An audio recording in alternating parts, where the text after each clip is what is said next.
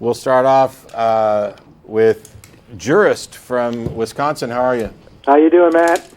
Pretty good. I got a few questions, I guess. You remember the show you guys had a couple of weeks ago about with the brain dead woman? Yes. Yeah, and they were saying dead is dead. Brain dead is dead. Yes. But she actually wasn't dead. Actually, she was dead. No, she's alive. And I think now she is, right? Yeah, you know they took her off the machine, right? Okay, well, I didn't know that. Mm-hmm. Yeah, that's about as dead as you now get. she is. But at that time, when the whole debate was going on, she actually wasn't dead. Well, there were machines pumping fluid through her body and keeping her organs alive. Well, they had her on a ventilator. Her heart just kept going. Sure. Mm-hmm. So they kept her on a ventilator. But if you would have cut her, she would have bled, and if you would have stitched her up, she would have healed. Well, you know what? When somebody's dead, they still will bleed. Yeah, no. Yeah, actually, cut their head off. There's a whole bunch of blood. Keeps right on coming out. Yeah. It's a case of, is that any kind of a quality of life that you think is... Well, see, the child that was living within her, though. Which was non-viable, by the way, and also dead. What do you mean non-viable? We were all non-viable. No, I'm sorry. If you were non-viable, you wouldn't have been born. But they're not all fetuses are actually viable. This one wasn't, and it's dead. You seem to have this really kind of simplistic notion of what life is and what counts. But anyway, you had emailed us with all sorts of points, and you have other questions over here. So go ahead and get to whatever you called about. Okay, what is atheism based on? Well, it depends. Not all atheists are atheists for the same reasons. Well, some are. Can I finish my answer? Yeah, sorry. Yeah. Some are atheists because of reason and skeptic, a critical evaluation of various God claims that they've determined have failed to meet their burden of proof. I'm sure there are plenty of atheists who are atheists for really bad reasons, reasons that aren't logically sound and aren't based on a rational consideration of the claims. But I don't see where that matters that much, because the burden of proof is on the claim that there is a God. Well, I'm not saying whether or not it's logical or not here. What I'm saying is your worldview logical? Because you can't use reason and logic to prove reason and logic. Well, actually, you kind of can. But I understand the problem you see with it. I don't understand why you're raising this point, though. Well, because it's inherently circular. So you can't say that your worldview is logical. No, and reasonable. You're confusing the fact that you cannot demonstrate the completeness of this. But as far as practical demonstrations of what's reasonable and logical, it's about internal consistency. And since it's all consistent with the universal experience, and because we can demonstrate the absurdity of the logical absolutes not being true. Is that absolutely true? Yes. Well, then you just demonstrated there is a truth. Okay. I don't know why you're objecting to that. Did I claim there wasn't? Yeah, you just said you can logically demonstrate that there's absurdities to absolute truth. Yes. No. I said to the logical absolutes. None of this has anything to do with what you wrote, with what you asked. So, I mean, can you get to whatever your question is? Okay. So now my next question is: you said that you're for the separation, the peaceful or good separation of church and state. Yes, we support separation of church and state. Well, so why is it that your spirituality should be the only thing that the government is based on? We have no spirituality, yes, and we don't, and we're not expecting the government to be based on our spirituality at all.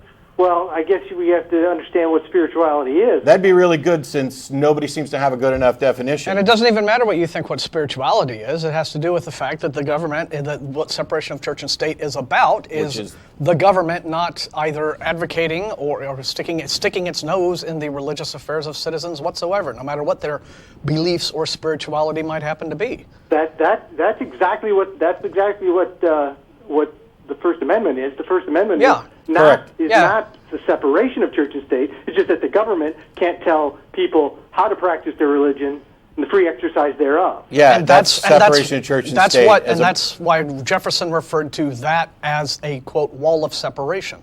That's correct. But that had nothing to do with individuals, let's say, recriminalizing homosexuality. People would say that that's something that you shouldn't be doing. Because it's religious. I'm not necessarily. Well, it depends. If you are doing it on religious grounds, and so that would put the government in the position of endorsing a specifically religious view, then yes, we could object on church-state separation grounds. But I'm not necessarily sure that that's the case, and I don't know why you went to that particular example. Well, I'm just saying because what happens here is that what separation of church and state does is it creates an environment where Christians don't have any say in their culture. That's absolutely completely false. What it does is it makes sure that Christians and other people of other religion can't, by virtue of establishing a majority, legislate their personal religious convictions onto others in violation of rights established by the Constitution. Well, the rights of the Constitution say that you have the right to free exercise of your religion. Yes, and do you not realize that is not an all-encompassing statement, that person A's exercise of their religious beliefs can come into conflict with person B's exercise of religious beliefs? And James Madison pointed out that the only valid interference of government and religion was to settle disputes between religions over issues like that. No, see, what you're failing to realize is that it's a battle of ideas. Ideas are inherently spiritual. Sorry, no. Can you define spiritual? Yeah, you're throwing out a bunch of words, and you're not. I'm going to define spiritual for you. Spiritual is something that has no mass or energy. You can't be detected. Okay, so what's the difference between that and something that just doesn't even exist at all? Well, whether it exists, just because you can't test it, physically test it, doesn't mean it doesn't exist. What you're saying is we're not saying. He didn't say any. He didn't make any assertions that something doesn't. Jurist, let me finish. Come on, he didn't make an assertion that something doesn't exist. He asked you what's the difference between your definition of spiritual, because things that don't exist fit into your definition of spiritual as you presented it. And you gave your definition of spiritual is also entirely based on negative attributes. No, it's a thing that has no mass, and it has no volume, and it has no this and it has no that. Then what I would like to know is what is spiritual then? If I don't want to know what spiritual is not, tell me what it is. What is it comprised of? And why is it meaningful? And it must be comprised of something meaningful if you think ideas originate there. So what is it? Ideas are not physical, so they have to be spiritual. Well, I don't necessarily know that you are correct, because it depends, if you let me finish, on what you mean by ideas. Because I have an idea, which means that I'm thinking. And there's a discrete brain state that represents my brain actively processing that idea. What is the idea itself? Does it even exist as a thing? Yes. Prove it. Well, how can I think, therefore I am. Yeah, that is, I think. That is not a claim that the idea exists. That's I think an idea. No, it's not. Look, you are so confused. I think, therefore I am, in no way demonstrates that an idea exists as something neither physical nor conceptual or whatever.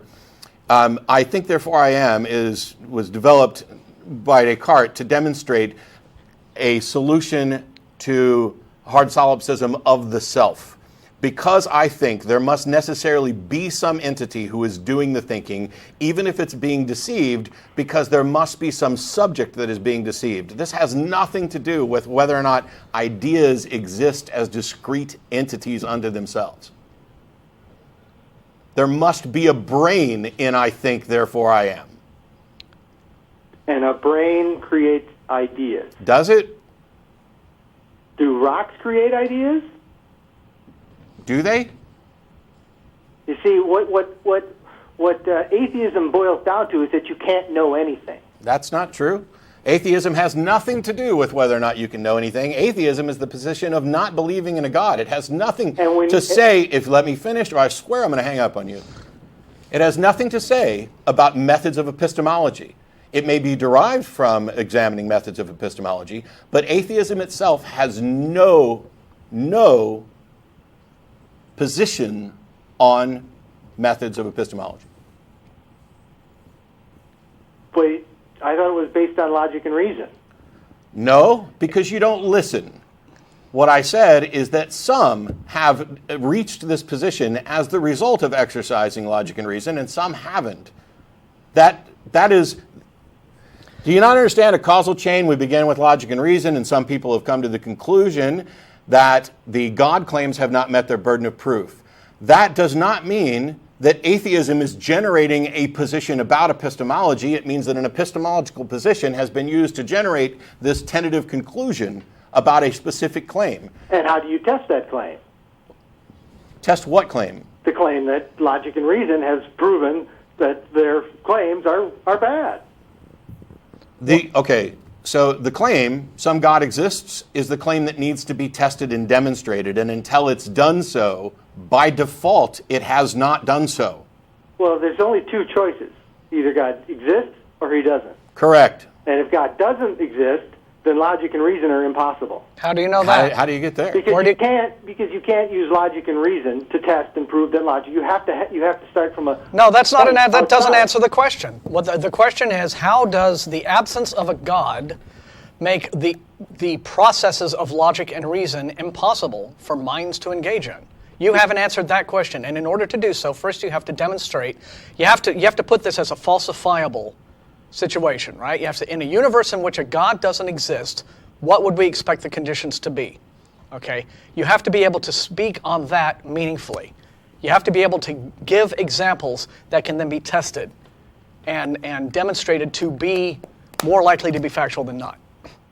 And so, I mean, in a universe without a God, you're basically saying that people couldn't think. Correct. Now, how have you arrived at that conclusion?